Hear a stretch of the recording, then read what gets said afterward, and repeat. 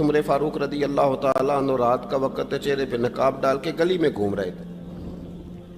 میں بھی گلی میں نکلتا ہوں, آپ بھی نکلتے ہیں, لیکن مقصود یہ ہے کہ ذرا پتہ کریں باہر کی ہوا کیسی ہے. مقصود یہ ہے کہ پتہ کریں کہ آج برگر کس دکان کا اچھا ہے, معلومات کریں کہ محلے کی سیاست کس رخ جا رہی ہے.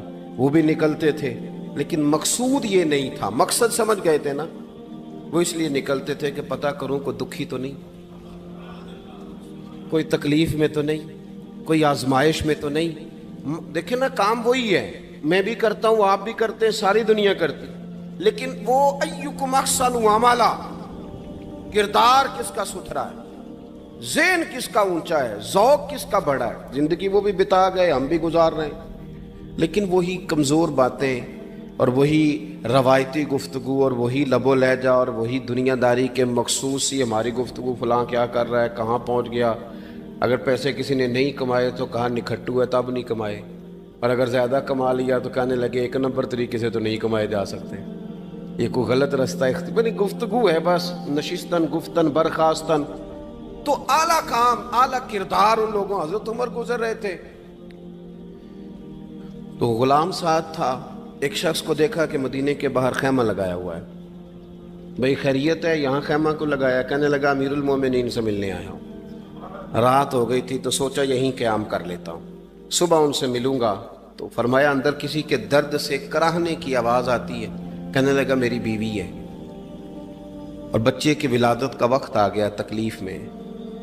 حضرت عمر دوڑے گھر گئے, اپنی اہلیہ سے کہنے لگے نیکی کمانے کا ارادہ ہے؟ اس نے کہا ہے. مقصد سمجھ گئے تھے نا وہ لوگ, بالکل ہے. فرمایا جو ضرورت کی چیزیں ولادت کے وقت ہوتی ہیں لے لیں. کچھ گھی لے لیا, کچھ چنے لے لیے, کچھ ضرورت کی چیزیں لے لی, خاتون کو ساتھ لیا. یہ خاتون اول کی بات کر رہا ہوں, میں خاتون اول کی بات کر رہا ہوں. حضرت فاروق اعظم رضی اللہ تعالیٰ عنہ امیر المومنین ہیں. حضرت عمر نے اپنی اہلیہ کو ساتھ لیا, جہاں وہ شخص تھا وہاں آئے. اہلیہ نے حضرت عمر کے ذمہ کام لگایا, آگ جلا لیں, یہ تیل لے لیں, فلاں فلاں چیز گھی میں ڈال لیں, بنانی شروع کر دیں. فاروق اعظم نے ہاتھ کے اندر پکڑا ہوا برتن, چمچہ, ڈوئی بھی آخ لی دے, پنجابی ہے نا ہم, تو وہ کام کر رہے ہیں, چلا رہے ہیں, آگ جلا رہے ہیں. خاتون اندر ڈیوٹی کر رہی. تو وہ شخص جو تھا نا جس کی بیوی تھی, وہ کہتا ہے میں 2-3 دفعہ کا غلام ادھر آ, فلانی چیز بتا. میرے ذہن میں یہ تھا کہ امیر المومنین نے کو بندہ کھڑا کیا آنے جانے والے مسافروں کا خیال کرے. میرے ذہن 2-4 دفعہ میں نے اپنے لفظوں میں بات بھی کہہ دی, لیکن جب اندر میرے بچے کی ولادت ہوئی تو اندر سے میری بیوی بولی اور حضرت عمر کی اہلیہ بولی, اور بول کے کہنے لگی امیر المومنین مبارک ہو, آپ کے دوست کو رب نے بیٹا دیا ہے. وہ شخص کہتا ہے میں باہر کھڑا تھا, وجود تڑپ گیا, آنکھیں برس پڑی. کبھی نہیں رویا تھا پر کیفیت عجیب بن گئی. کوئی تقریر نہیں سنائی, کوئی اعلیٰ شعر نہیں انہوں نے پڑھا. میں نے جوں لے کر ان کے سر سے پاؤں تک دیکھا. میں نے کہا یہ وہی شخص ہے جس کا نام لے تو کیسر و کسرا کانپ جاتے ہیں, یہ وہی شخص ہے. میں نے جمعے میں کہا تھا کہ روب کپڑوں کا نہیں ہوتا, روب تو دیانتداری کا ہوتا ہے. ہاں, بڑا مال کما کے لوگوں نے بنائی ہوتی ہے, کار کوٹھی تو بندے کھڑے ہو کے کہہ دیتے ہیں 2 نمبر طریقے سے آیا ہے. اور 13ویں-14ویں گریڈ کا ملازم ہو تو اس کے سامنے بہت بڑا افسر ڈر رہا ہوتا ہے, یار بندہ دیانتدار ہے, یہ رشوت نہیں لیتا, سفارش نہیں مانتا, یہ میرٹ پہ کام کرتا ہے. تو روب تو آپ کی دیانتداری کا ہے, آپ کی سچائی کا ہے. اپنی زندگی میں جو لوگ مقصد سمجھ گئے, مقاصد پا گئے, کچھ کر گئے, ہم ذرا الجھ گئے ہیں. پہلے اتنا شاندار مکان بناتے ہیں, پھر مرنے کو کس کا دل چاہے. اتنی محنت کر کے جو ہے وہ کوٹھی بنائی ہے تو اب چھوڑ کے کون جائے. وہ تیار بیٹھے تھے. انہیں نبی کریم نے کہا تھا کن فی الدنیا کانک غریب نو عابر السبیل, تم نے مسافروں کی طرح رہنا ہے. او میرے بھائی, کبھی دیکھا ہے ایئرپورٹ پہ مسافر لڑتا ہو کہ میں نے یہ جگہ خریدنی ہے؟ اسے پتہ ہے کہ ابھی فلائٹ آنی ہے, میں نے تو چلے جانا ہے. ریلوے اسٹیشن پہ جو جگہ ہوتی ہے وہ خریدنے کے لیے لوگ رٹا نہیں ڈالتے, انہیں پتہ ہے پہلی ٹرین سے چلے جانا ہے. بس سٹاپ پہ جھگڑے نہیں ہوتے کہ یہ کرسی میری ہے, جانا جو ہے مٹی دیں تے مٹی رہنا ہی. ایویں کا دی بلے بلے अज मिट्टी दे उत्ते बंदिया ते कल मिट्टी दे थल्ले। इतना ज्यादा मकसद नहीं ना जब समझते तो बेचैन है, बेकरार। बाद लोगों ने इतने पैसे जमा कर लिए कि इतने खा नहीं सकते, इतनी जरूरत नहीं, लेकिन इसके बावजूद है कि वो दौड़ खत्म होने का नाम ही नहीं ले रही। हजरत सिद्दीक अकबर रदी अल्लाह ताला अन्हु अमीरुल मोमिनीन है। बादशाहों के बड़े बात होती है। हमारे मुल्क में ऐसे भी बादशाह गुजरे हैं कि जो सफ़र पे जाते थे तो खानसा में भी ले जाते थे, बावर्चियों को भी लेके जाते थे कि खाना मेरी मर्जी का होना चाहिए। हज़रत अबू बकर सिद्दीक ने पानी मांगा, अमीरुल मोमिनीन, तो सहाबा ने ना शहद मिला पानी पेश किया। कोई इतनी लंबी बात तो नहीं, लेकिन सिद्दीक अकबर रो ही पड़े, और इतना रोए कि हिचकियां बन गई। लोग कहते हैं पता नहीं था किस बात पे रो रहे हैं, पर हम भी रो पड़े। हुजूर आप क्यों रोते हैं? तो आप फरमाने लगे, यार मुझे आसानियों में मुब्तला करने लगे हो, मुझे इन दुनिया की लज्जात में उलझाने लगे हो। मैं हुजूर की बारगाह में बैठा था तो अल्लाह के रसूल फरमा रहे थे, पीछे हट जा, पीछे हट जा, पीछे हट जा। मैंने पूछा, हुजूर आप किसको कह रहे हैं? तो हुजूर फरमाने लगे, दुनिया मेरे पास आई थी, वो करीब करना चाहती थी मुझे, तो मैंने उसे कहा पीछे हट जा, मेरे नेड़े ना आना, दूर हट जा। तो हट तो गई है, पर जाती दफ़ा कह गई है, सोनिया आप तो बच गए हैं, पर आपके बाद वाले कैसे बचेंगे? तो मुझे सीने से लगा ले, गले से लगा ले। मकसद अपना समझें, आमाल का हुस्न पैदा करें। अगर इंसान का मकसूद माल कमाना है तो अगर माल मिल गया तो उसके बाद फिर क्या करेगा? किसी ने तय कर लिया था कि बहुत बड़ी गाड़ी और बहुत बड़ा बंगला मुझे चाहिए, तो वो बंगला उसे मिल गया, गाड़ी आ गई। अब तो मकासद क्योंकि तय नहीं होते, तो जो चीज़ इंसान छोटा सा मकसद तय करता है वो उसे हासिल हो जाता है। मैंने मुल्क से बाहर जाना है, घर सेट करना है, साथ वाला प्लाट लेना है, हो गया सारा कुछ, तो अब वो फिर इंसान बेचैन हो जाता है, परेशान रहता है, कहता है समझ नहीं आती मतलब मकसूद क्या है। अल्लाह तबारक व तआला ने तो एक तिनका बेमकसद पैदा नहीं किया, तो इतना सोना इंसान कैसे बेमकसद पैदा कर दे? तो रब करीम ने हमें बताया कि मकसद तो तुम्हारा है, मकसद है अल्लज़ी खलक़ल मौता वल हयाता लियब्लुवकुम अय्युकुम अहसनु अमला। उसने मौत और हयात इसलिए पैदा की है ताकि पता चले तुम में अच्छे अमल कौन करता है,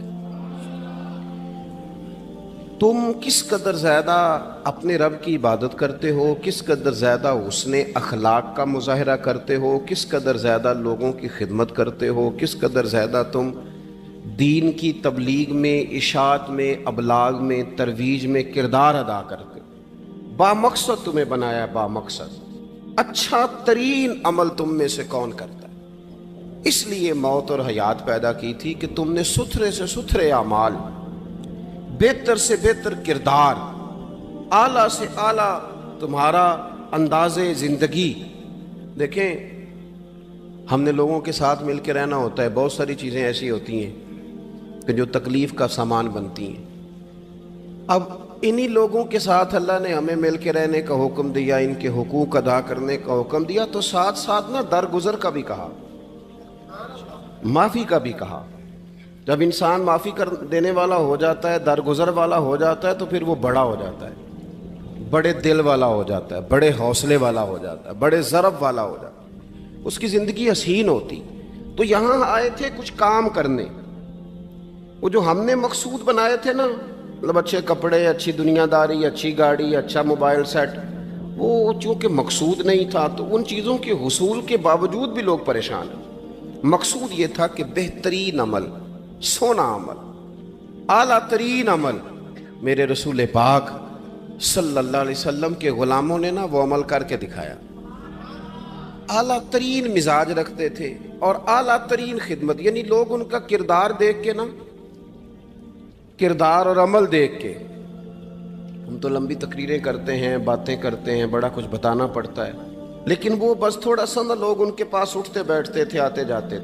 इतनी दौड़ है कि आगे बढ़ के और लेना है, और लेना है, हाल में मजीद का रट्टा, वो समझ गए। हम ना अड़े हुए हैं। बहुत सारे लोग ऐसे हैं जिन्हें सही बात का पता चल गया है, वो फैसला करने में देर कर रहे हैं। انہیں سمجھ آ گئی ہے کہ بہتر یہی ہے کہ میں وقت پہ مسجد آیا کروں.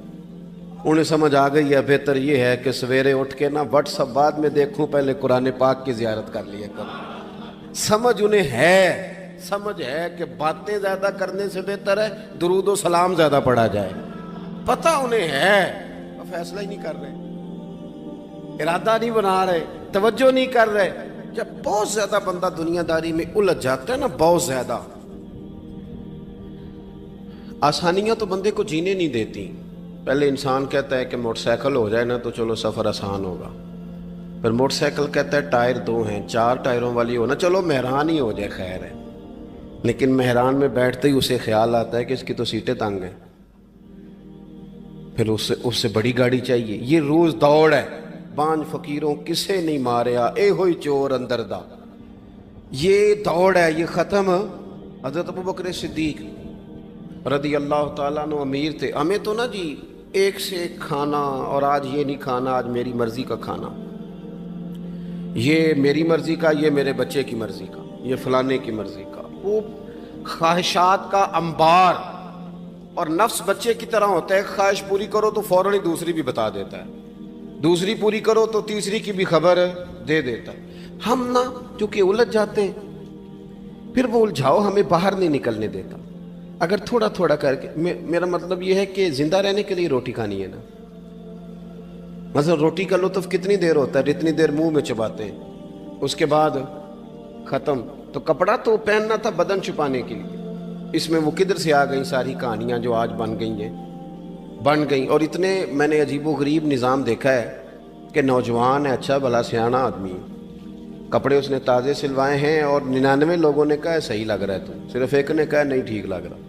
وہ پریشان ہو جاتا ہے، کہتا ہے اس کا کچھ کروں. کیوں؟ اس لیے کہ یہی سارا مقصود سمجھ لیا ہے، کپڑے پہننا، اسی میں الجھ جانا. میں اکثر دوستوں سے کہتا ہوں، میں خود کسی دوسرے کی بات نہیں کرتا، بہت زیادہ عمر نہیں میری، میں خود جایا کرتا تھا. شادی کوئی آ گئی تو 2-3 دن پہلے ابا جی کہتے تھے پرانے جوتے کچھ گنڈوا لا، کچھ پالش کرا لا، توڑے میں ڈال کے جانا موچی کے پاس، اس نے کچھ سیٹ کر دینے. اب کہاں رہ گیا جی یہ کام؟ چھٹی نہیں ہو گئی. اب کون سا ایسا سلسلہ ہے؟ وہ جو کہیں سے کپڑا تھوڑا پھٹ جاتا تھا نا، تو اماں اس کو اس طرح پیوند کراتی تھی کہ ڈیزائن بھی بن جاتا تھا اور کام بھی چل جاتا. کدھر گیا وہ دور؟ لیکن تکلیف دیکھ لیں آج پہلے سے زیادہ ہے، لڑائی پہلے سے زیادہ ہے، آزمائش پہلے سے زیادہ ہے. کیوں؟ جتنی بھی خواہشات آپ بڑھاتے جائیں گے نا، مقصد فوت ہوتا جائے گا. جتنی بھی مقصود سفر کرنا ہے، گاڑی دکھانا تو مقصود نہیں نا. لیکن ہمیں وہ والی گاڑی چاہیے کہ لوگ ایک دفعہ انگلی منہ میں ڈالیں کہ وہ خو اس گاڑی پہ بیٹھا ہوا ہے. ہم مقصد سے پیچھے ہٹیں گے جب پھر تکلیف میں آئیں گے، پھر آزمائش. زندگی میں ہم نے جو چیزیں مینج کی ہیں وہ ساری دوسروں کے لیے ہیں، ہمارے لیے کوئی شے بھی نہیں. ولیمے پہ گئے تاکہ برادری راضی ہو جائے، تعزیت کے لیے گئے تاکہ محلہ راضی ہو جائے، فلانا کام کیا تاکہ لوگ جو ہیں وہ میرے حق میں ہو جائیں. ساری زندگی دوسروں کے لیے جی کے گزار دی. اور آپ نے 99 نیکیاں کی، ایک خامی آئی تو لوگ تو وہ تھے جو پھر بگڑ گئے. بہتر نہیں بندہ رب کو ہی راضی کرے. واللہ ورسولہ احق ان یرضوا، اللہ اور اس کے رسول کا زیادہ حق ہے کہ انہیں راضی کیا جائے، ان کا زیادہ حق. اپنی زندگی میں معاملات کو ترتیب دیں، ایک مخصوص ذہن بنائیں. اتنا سویرے قرآن شریف پڑھنا ہے، اتنا درود پاک، اور یہ راز ہو ہمارا اور ہمارے رب کا، یہ راز ہو. اتنی دیر مصلی پہ بیٹھنا ہے. میرے ایک دوست ہیں ڈاکٹر صاحب، میں بیٹھا تھا تو وہ ایک شخص کو کہہ رہے تھے تیرے دل میں کچھ باتیں ہیں نکال دے تاکہ تیری ٹینشن ریلیز ہو جائے، تیری صحت ٹھیک ہو جائے گی. تو بندہ کہہ رہا تھا اچھا ٹھیک ہے ڈاکٹر صاحب. تو میں نے کہا کہ اگر آپ اجازت دیں تو ایک بات میں بھی کر لوں. نے کہا آپ بھی کر لیں. تو میں نے کہا ڈاکٹر صاحب کچھ دکھ بڑے ذاتی اور نجی ہوتے ہیں، بندہ کسی کے سامنے کہہ ہی نہیں سکتا، بڑے ذاتی قسم کے ہوتے ہیں. وہ آپ کسی کے سامنے جتنا مرضی کوئی قریبی ہو، وہ بندے کی اپنی اندر کی کچھ ایسی تکلیفیں ہوتی ہیں اندر کی. آزم گنڈاں دے وچ گنڈاں 10 کیڑی کھولا، بڑے مسئلے ہوتے ہیں، آپ کیسے بیان کر سکتے ہیں؟ سوال ہی نہیں پیدا ہوتا. تو کہنے لگا پیر صاحب حال تو ہوگا نا. میں نے کہا بالکل ہے. ہمیں ہمارے دین نے دعا سکھائی ہے، جو کسی سے نہیں کہہ سکتے وہ اپنے رب سے کہہ دو. اللہ کے حضور عرض کر دو، کشکول طلب دراز کر کے کہہ دو مالک یہاں پریشان ہوں. وہ بڑا کریم ہے، عطا بھی کرے گا اور پردہ پوشی بھی فرمائے گا۔ اپنے اللہ کے ساتھ اپنا تعلق مضبوط کریں، اپنی زندگی میں حسن اعمال کا پیدا کریں، اعمال کا، کہانیوں کا نہیں، باتوں کا نہیں، تصویروں کا نہیں، نئی سے نئی پکچر کا نہیں، اعمال کا۔ اور خوبصورت ترین طریقہ ہو، دیکھیں نا مشکل سے بھی تو نماز پڑھنی ہے نا، سویرے ابا بڑے غصے میں تھے تو پھر مجھے اٹھنا ہی پڑا، تو اس طرح بھی تو پڑھنی ہے۔ تو اگر بندہ ذوق سے اٹھے اور ذرا سونا کر کے وضو کرے اور ذرا صحیح کر کے مصلی بچھائے اور سجدہ کرے تو ذرا ذوق سے کرے، مجھے سوز دے، مجھے ساز دے، مجھے نیم شب کا نیاز دے، دم سجدہ خود کو میں توڑ دوں، مجھے ایسا ذوق نماز دے۔ اس ذوق کے ساتھ آگے بڑھے۔ مقاصد جب بندہ سمجھ جاتا ہے نا، مقاصد، پھر اس کے لیے آسانی ہوتی ہے۔ میں نے عرض کیا تھا زیادہ باتیں نہیں کرنی، مقصود تو ایک پیغام دینا ہے۔ اب ہم نے جانے والوں کے لیے کیا کرنا ہے؟ ایک تو یہ کہ اپنا مقصد ٹھیک کرنا ہے کہ جو رخصت ہو گئے اپنے بزرگوں کو نا یاد رکھیں۔ اصل کام ہے ان کو کھول کے بتائیے۔ سال کے بعد ختم بڑی اچھی بات ہے، سسماہی، ششماہی، سیماہی سب ٹھیک ہے، ان کو یاد رکھیں۔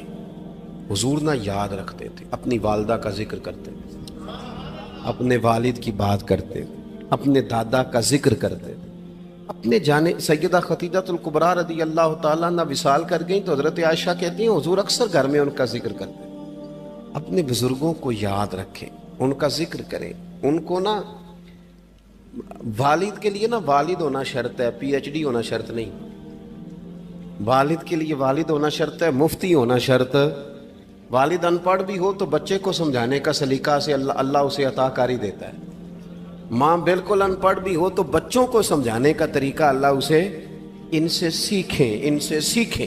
میرے والدہ اور والدہ دونوں اپنا نام نہیں لکھ سکتے تھے، تو میں اپنے دوستوں سے کہتا ہوں مجھے کبھی موقع ملے تو میں کئی جلدوں میں کتاب لکھ سکتا ہوں اپنے ماں باپ، اس لیے کہ وہ جو ہمیں سکھا گئے، جو بتا گئے، وہ انہی کا خاصہ تھا۔ تو اپنے ایک تو جانے والوں کو یاد رکھیں، دوسرا ان کے لیے دعا کریں تو درد سے کریں، سونی کر کے کریں، صحیح کر کے کریں، اکیلے بیٹھ کے کریں۔ دعا کا سب سے زیادہ تعلق آپ کے دل کی آواز کے ساتھ ہوتا ہے، اور جس طرز میں حضور نے ہمیں حدیث سکھائی ہے نا، اس رنگ میں کبھی آپ حدیث کو سیکھیں، سمجھے نا۔ حضور فرماتے ہیں جس طرح دریا میں ڈوبنے والا سہارا تلاش کرتا، دریا میں اسے کتنی کو جلدی ہوتی ہے، غوطے لگ رہے ہوتے ہیں، وہ اس طرح کا نہیں ہوتا کہ میں عصر کی نماز کے بعد پھر آؤں گا تجھے نکالنے، اس طرح تو نہیں نہ ہوتا۔ دریا میں ڈوبنے والا جس طرح کشتی سہارا تلاش کرتا ہے، حضور فرماتے ہیں اس طرح قبر میں جانے والا دعاؤں کا انتظار کرتا ہے۔ آپ نے دیر کر دی دعا مانگنے میں، ختم دلانے میں دیر کر دی، خود صبح و شام ہمہ وقت دعا۔ ابھی آپ آیتیں سن رہے تھے سورہ ابراہیم کی، اللہ نے نماز میں رکھ دی، ربنا اغفر لی ولی وللمؤمنین یوم یقوم الحساب۔ ایک تو نے یاد رکھیں، خوب دعا کریں، اور دوسرا کوشش کریں کہ وہ جو نیکیاں کرتے تھے وہ نیکیاں بھی جاری رہیں، جن لوگوں سے ان کا اچھا تعلق تھا وہ تعلق بھی قائم رہے۔ یہ بھی کوشش کریں کہ ان کے لیے صدقات و خیرات کریں، اور قیمتی صدقہ دیں۔ قیمتی، میں بات ختم کرنے لگا ہوں، بس قیمتی صدقہ دیں، قیمتی۔ 15 تولے سونا گھر میں پڑا ہوتا ہے، قیمتی ہوتا ہے نا۔ کبھی کسی نے چوک میں بتایا کہ آج 15 تولے سونا میرے گھر میں پڑا ہے؟ بولو نا، لگتا ہے تو 10 چھڑنا ہے۔ اگر گھر میں 50 لاکھ روپے کیش پڑا ہو تو چوک میں گلی میں آ کے آپ بات کریں کہ گھر میں پیسے پڑے ہیں؟ کیوں؟ کہ وہ قیمتی ہیں، کوئی لے نہ لے۔ تو یہ جو 5000 مسجد دیکھ کے سارے محلے کو بتاتے ہو، یہ بھی صدقہ تھا، یہ بڑا قیمتی چیز تھی، یہ بتانے والا نہیں تھا، یہ تو نیکی تو قیمتی تھی۔ قیمتی چیز جو ہوتی ہے وہ تو چھپائی جاتی ہے کہ بتائی جاتی ہے؟ یہ جو بیٹیاں ہیں نا اسلام کی، مائیں بہنیں، یہ قیمتی ہیں، اس لیے اسلام انہیں کہتا ہے تم گلیوں اور چوکوں میں آنے والی نہیں، قیمتی چیزیں، قیمتی چیزیں گھر کے اندر رہا کرتی ہیں۔ تم قیمتی چیزیں ہو، تمہارا وجود قیمتی ہے، تم کبھی ماں ہو، کبھی بیٹی ہو، کبھی بہن ہو، کبھی بیوی ہو، قیمتی ہو۔ اس لیے تمہیں اسلام کہتا ہے کہ گھر کے اندر رہو گی تو تمہاری قیمت رہے گی۔ کچھ چیزیں ایسی ہیں جو چوکوں میں گلیوں میں پھیل جائے تو ان کی قیمت نہیں رہتی، اس لیے تمہیں کہا جاتا ہے کہ گھر میں رہو۔ یہ جو تمہیں چونکوں میں لاتے ہیں یہ تمہیں بے وقت کرنا چاہتے ہیں، بے قیمت کرنا چاہتے ہیں۔ انسان تھوڑی دیر کے لیے، اگر تھوڑی دیر کے لیے غور کرے تو بڑے بڑے جانور انسان سے بڑے طاقتور ہیں، لیکن اللہ نے ان کی نکیل انسان کے ہاتھ میں تھما دی۔ اتنا بڑا جہاز ہے، ٹنوں وزن لے کے چل رہا ہے، انسان کے بس کی بات نہیں کہ وہ کئی لوگ لگ کے بھی اس کو اٹھا سکیں، لیکن اللہ نے اس کے قبضہ و اختیار میں کر دیا ہے۔ فرمایا هو الذی خلق لکم ما فی الارض جمیعا، زمین میں جو کچھ ہے سارا تیرے لیے بنایا ہے، آسمان میں جو ہے سارا تیرے لیے بنایا ہے۔ وما خلقت الجن والانس الا لیعبدون، فرمایا کل کائنات میں نے تیرے لیے بنائی ہے اور تجھے میں نے اپنی عبادت کے لیے پیدا فرمایا ہے۔ تو جنوں اور انسانوں کو اللہ نے اپنی عبادت کے لیے تخلیق فرمایا۔ مقصد زندگی، مقصد تخلیق، دنیا میں آنے کا مقصد اولین اور مقصد آخری اللہ کی عبادت، اللہ کی معرفت، اللہ کی طرف توجہ، اللہ کی طرف رجوع، یہی ایک مقصد تھا انسان کے آنے کا۔ اسی کو قرآن نے بیان کیا تھا۔ اپنے اپنے مقاصد، درود شریف پڑھنے والے بلند صلاۃ و سلام علیک یا سید یا رسول اللہ۔ اپنے اپنے مقاصد، اپنے اپنے معاملات کو ہم نے ترتیب دے لیا ہے۔ صبح سے شام تک کے معاملات سارے کے سارے ہمارے ذاتی، نجی اور ہمارے اپنے بنائے ہوئے مقاصد کے تحت گزر رہے ہیں، حالانکہ رب کریم نے فرمایا کہ انسان میں نے تجھے اپنی عبادت کے لیے بنایا ہے، اپنے لیے تجھے بنایا ہے، تو میری بارگاہ میں سجدہ ریز ہو، تو میری بارگاہ کی طرف توجہ کرے، تو میرے لیے تسبیح پڑھے، تو تحلیل کے جملے بولے، تو تکبیر کہے، تو میرے محبوب پہ نازل ہونے والے قرآن کی تلاوت کرے۔ تجھے تو اس لیے بنایا تھا۔ عبادت کا معنی یاد رکھیے گا، عبادت کا معنی فقط نماز پڑھنا نہیں، عبادت کا معنی صرف نماز پڑھنا نہیں، نماز عبادت کا ایک جز ہے، نماز عبادت کا ایک حصہ ہے۔ عبادت نماز پڑھنے کا نام نہیں، عبادت روزہ رکھنے کا نام نہیں، عبادت صرف اور صرف حج کرنے کا نام نہیں، فقط ذکر فکر کرنا عبادت نہیں، بلکہ اللہ کا حکم ماننے کا نام عبادت ہے۔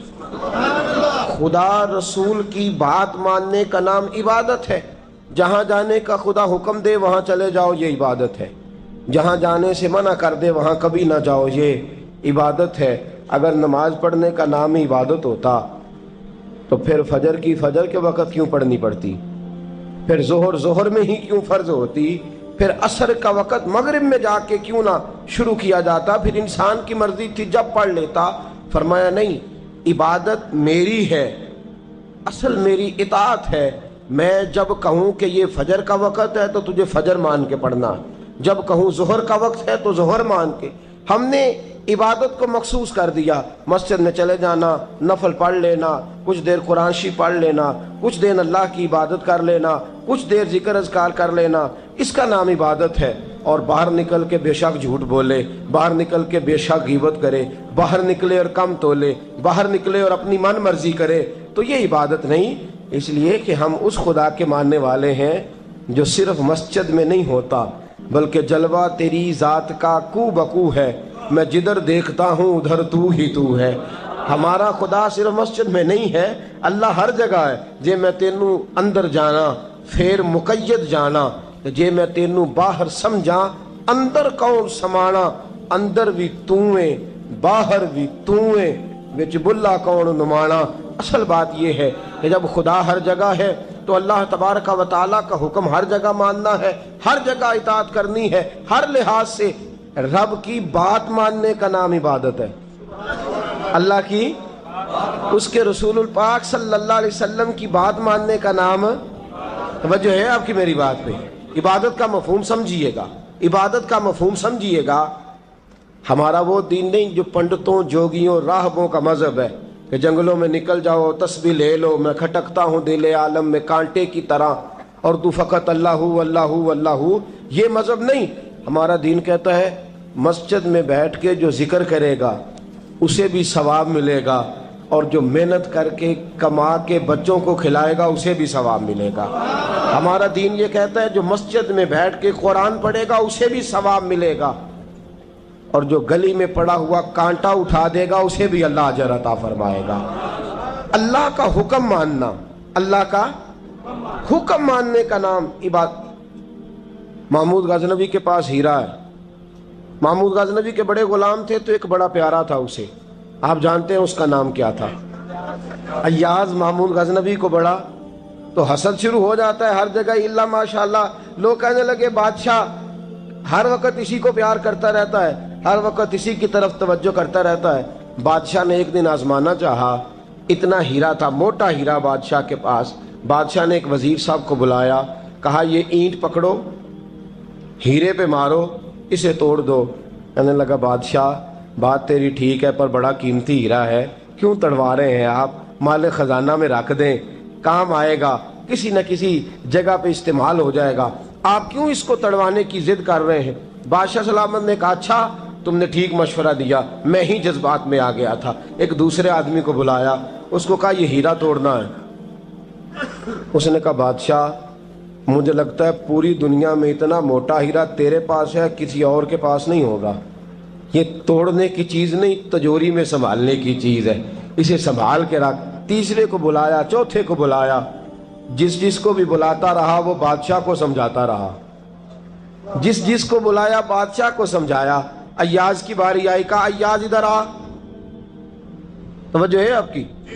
ایاز ادھر آ، یہ ہیرا تو توڑ دے۔ اس نے اینٹ پکڑی، زور سے ماری، ہیرا توڑ دیا۔ بادشاہ کہنے لگا بڑا بیوقوف ہے بھئی تو، یہ سارے میرے خیر خواہ تھے، مجھے سمجھاتے رہے اور تو نے خیال ہی نہیں کیا، میں بیوقوف تھا تو بھی ساتھ ہو گیا، توڑ ہی دیا۔ کہنے لگا بادشاہ غلطی ہو گئی، مجھ سے غلطی ہو گئی، مجھے نہیں توڑنا چاہیے۔ اس نے کہا اچھا چل چھوڑ، ایک بات بتا، تیرے سامنے جو سب مجھے مشورے دے رہے تھے تو نے کیوں نہیں دیا؟ میں نے تجھے کہا توڑ دے، کیا لفظ ایاز نے کہے، کمال کر دی۔ کہنے لگا بادشاہ میرے دل میں خیال آیا ہیرا ٹوٹتا ہے تو ٹوٹ جائے، میرے بادشاہ کا حکم نہیں ٹوٹنا چاہیے، یہ ٹوٹتا ہے تو ٹوٹ جائے، یہ کرچی کرچی ہوتا ہے تو ہو جائے، خزانہ خالی ہوتا ہے تو ہو جائے، لیکن میرے مالک کا حکم نہیں ٹوٹنا چاہیے۔ بادشاہ میں ہر چیز توڑ دوں گا پر میں تیرا حکم نہیں توڑ سکتا۔ بس دوستو یہی عبادت ہے، بلا مثال و بلا تشبیہ بات سمجھیے گا۔ جس نے خدا کا حکم توڑ دیا اس نے عبادت نہیں کی، اور جس نے خدا کا حکم اچھا آؤ نماز کے لیے، دکان کا وقت ہے، گاہک بھی زیادہ آ گئے ہیں، رش پڑ گیا ہے، اب تھوڑا وقت مشکل ہو جائے گا، ذرا تھوڑی دیر میں پڑھ لوں گا۔ ہیرا ٹوٹتا ہے تو ٹوٹ جائے، گاہک آنے کا سلسلہ ٹوٹتا ہے تو ٹوٹ جائے، روزی آنے کا سلسلہ ٹوٹتا ہے تو ٹوٹ جائے، مسلمانوں خدا کا حکم نہیں ٹوٹنا چاہیے، رسول اللہ کا فرمان نہیں ٹوٹنا چاہیے۔ میرے رسول پاک صلی اللہ تعالی علیہ وسلم کا اقبال نے کیا کہا؟ کہنے لگا اے طائر لاہوتی، اس رزق سے موت اچھی جس رزق سے آتی ہو پرواز میں کوتاہی۔ کہا خدا کا حکم نہ توڑ بیٹھنا، اور عبادت بھی جس کو اللہ کہہ دے وہ عبادت ہے۔ ایک بندہ زوال کے وقت نماز پڑھنے کھڑا ہو جائے تو ہو جائے گی، کیوں؟ نماز نہیں پڑھ رہا؟ اچھا میں آپ کو روایت سناتا ہوں، شیر خدا مولا کائنات حضرت علی المرتضیٰ رضی اللہ تعالیٰ عنہ فرماتے ہیں رسول پاک صلی اللہ علیہ وسلم نے ہمیں منع فرمایا جب عید الفطر کا دن ہو یا عید الاضحیٰ کا دن ہو تو تم نے کیا کرنا ہے؟ فجر کی نماز پڑھنی ہے، اس کے بعد اشراق چاشت نہیں پڑھنی، فجر سے لے کر عید کی نماز تک درمیان میں کوئی نماز نہ پڑھنا۔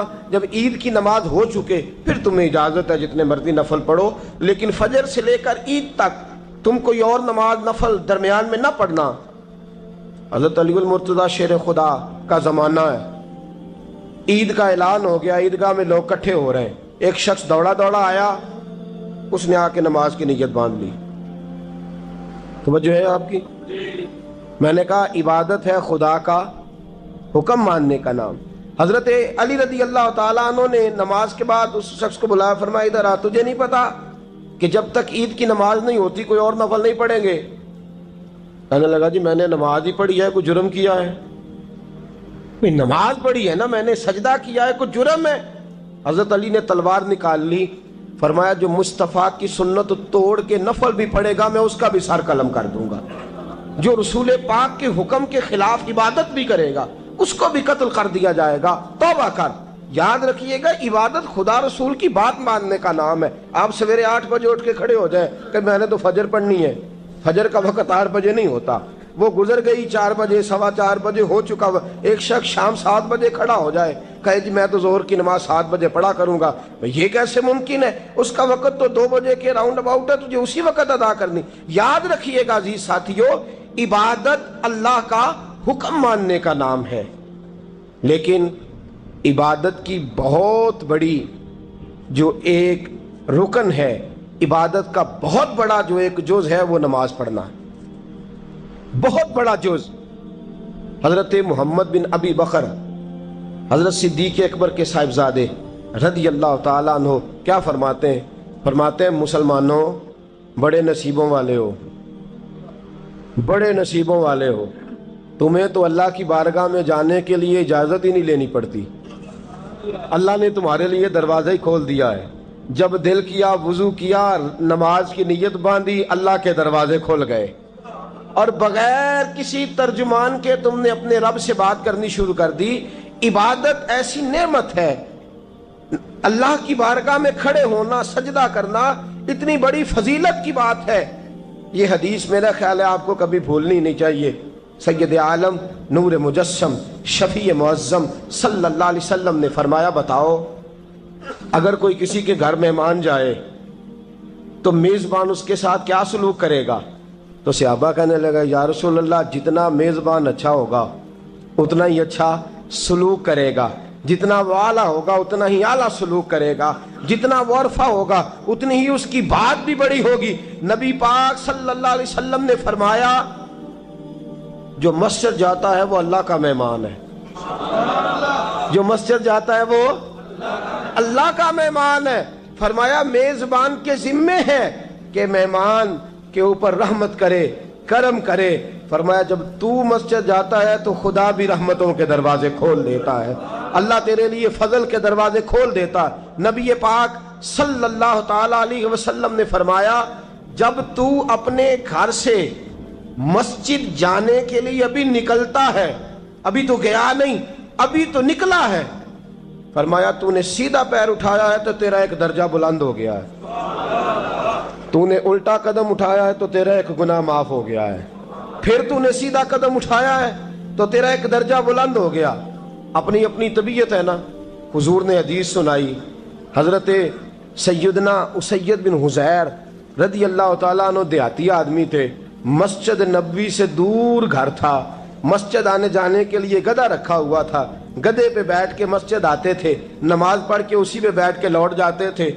जिस दिन हुजूर ने फरमाया ना, एक कदम पे एक गुनाह माफ होता है, एक कदम पे एक नेकी मिलती है, गधा गाड़ी छोड़ा है।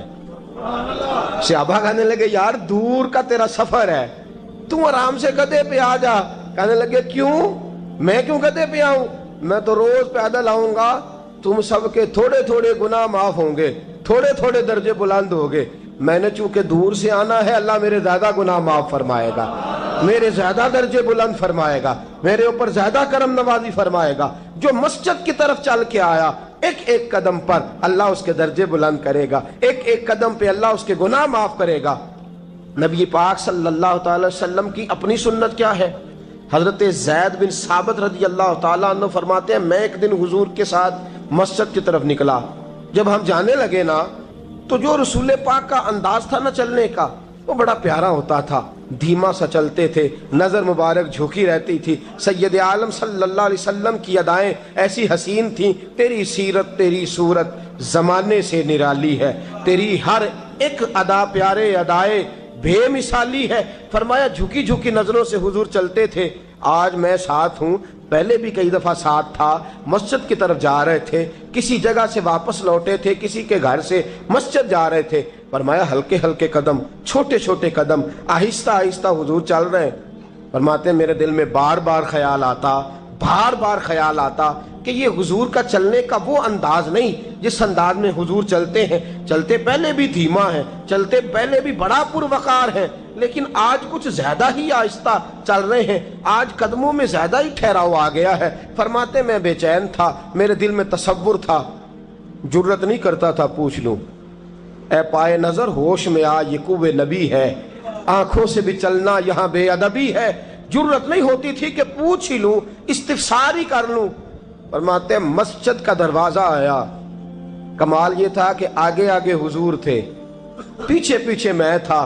جب مسجد کا دروازہ آیا تو حضور نے رخ پھیرا، فرمایا تو سوچ رہا ہوگا کہ میں آہستہ آہستہ کیوں چل رہا ہوں، تو سوچ رہا ہوگا کہ میں آہستہ۔ ایک شعر ہے، اللہ کرے آپ کو یاد رہ جائے۔ میں بریلی شریف حاضر ہوا تو میں نے، ہمارے ایک شیخ تھے حضرت صدر العلماء علامہ تحسین رضا صاحب رحمۃ اللہ علیہ، میں نے ان سے کہا حضرت جی کو تازہ شعر لکھ کے دیں مجھے، تازہ۔ تو کہنے لگے لو تازہ شعر آیا ہے، ابھی لکھا ہے۔ اعلیٰ حضرت فاضل بریلوی کے بھائی تھے مولانا حسن رضا، ان کے پوتے ہیں مولانا تحسین رضا رحمۃ اللہ تعالیٰ علیہ، 2008 میں آپ کا وصال ہوا۔ تازہ شعر لکھا، کہنے لگے علم غیب رسول کے منکر اس حقیقت کو بھول جاتے ہیں۔ اللہ کرے آپ شعر کے حسن کو سمجھیں، اور جو شعری ذوق کے لوگ ہیں وہ سمجھے کہ بات کہاں سے چھیڑی ہے، کہاں تک گئی ہے۔ علم غیب رسول کے منکر اس حقیقت کو بھول جاتے ہیں۔ غیب مانا کہ راز ہے، لیکن راز اپنوں سے کب چھپاتے ہیں۔ علم غیب رسول کے منکر اس حقیقت کو بھول جاتے ہیں۔ غیب مانا کہ راز ہے، لیکن راز اپنوں سے کب چھپاتے ہیں۔ حضرت زید بن ثابت رضی اللہ تعالیٰ عنہ فرماتے رخ پھیرا اور حضور نے فرمایا تو سوچ رہا ہوگا کہ سونے آج بڑے دھیمے دھیمے قدم چل رہے ہیں، بڑا آہستہ آہستہ قدم اٹھا رہے ہیں۔ حضور نے فرمایا جو مسجد کی طرف چل کے جاتا ہے اللہ کی رحمت آگے بڑھ کے اس کا استقبال کرتی ہے، اور فرمایا جتنے قدم زیادہ ہوتے ہیں اتنے درجے بھی زیادہ بلند ہوتے ہیں۔ میں اس لیے آہستہ آہستہ آیا ہوں کہ اللہ میرے زیادہ درجے بلند فرما دے، اس لیے آیا ہوں کہ زیادہ درجے مسجد میں، اس لیے آہستہ۔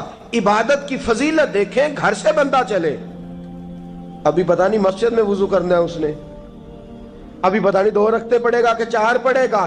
فرمایا عبادت کے لیے نکل بھی پڑے تو اللہ اس کے درجے بلند کرنے شروع فرما دیتا ہے۔ درجے بلند ہونے شروع ہو گئے۔ بنو سلمہ قبیلہ ہے، محلہ ہے، بنو قریظہ یہودیوں کا محلہ تھا، اس کے بعد بنو سلمہ مسلمانوں کا محلہ تھا، اور تقریباً آج کے حساب سے 1.5-2 کلومیٹر کا فاصلہ تھا مسجد نبوی سے۔ پیدل چل کے آتے تھے لوگ، کتنے کلومیٹر؟ پیدل چل کے آتے تھے، وہاں سے پیدل آتے تھے نماز پڑھنے۔ مسجد نبوی کے ساتھ یہودیوں کے مکان تھے، انہوں نے وہ جگہ خالی کر دی۔ بنو سلمہ قبیلے کے لوگوں نے چاہا کہ ہم جگہ کو خرید لیں۔ نبی کریم علیہ السلام کو پتہ چلا، حضور نے بلایا، فرمایا مجھے پتہ چلا ہے تم مسجد کے قریب آنے لگے ہو، ویسے ایک بات میرے دل میں ہے، میرا دل کرتا ہے کر دوں۔ صحابہ مسجد کے قریب رہنا پسند کرتے تھے، اور آج کل جی اے مولوی سون نہیں دیں دے۔ یقین کریں مسجد کے دائیں بائیں آگے پیچھے جو گھرانے ہوتے ہیں وہ کہتے ہیں جی ہم بڑے پریشان ہیں، یہ تو ہمیں سونے نہیں دیتے۔ صحابہ قریب رہنا، آپ دیکھیں نا نبی کریم علیہ السلام کا گھر دروازہ مسجد میں کھلتا ہے، حضرت صدیق اکبر کا گھر دروازہ مسجد میں کھلتا ہے، سیدہ فاطمہ جناب علی کا آستانہ دروازہ مسجد میں کھلتا ہے۔ صحابہ مسجد کے قریب رہنا پسند کرتے تھے۔ بنو سلمہ قبیلے کے لوگوں نے چاہا ہم بھی قریب آ جائیں، حضور نے بلایا، فرمایا مجھے پتہ چلا ہے تم مسجد کے قریب آنا چاہتے ہو، یا رسول اللہ دور سے چل کے آنا پڑتا ہے، ارادہ ہے قریب آ جائیں۔ حضور نے فرمایا دور ہی رہو، تم اس طرح کرو دور ہی رہو۔ کہا یا رسول اللہ کیا مطلب؟ فرمایا فرشتے جب بھی نیکیاں لکھتے ہیں عبادت کی، ابھی تک تمہارا پہلا نمبر ہے، ابھی تک تمہارا پہلا نمبر ہے۔ یا رسول اللہ کیا مطلب؟ فرمایا اس لیے کہ تم دور سے چل کے آتے ہو تو اللہ تمہیں زیادہ اجر عطا فرماتا ہے۔ آخر دعوانا ان الحمد للہ رب العالمین۔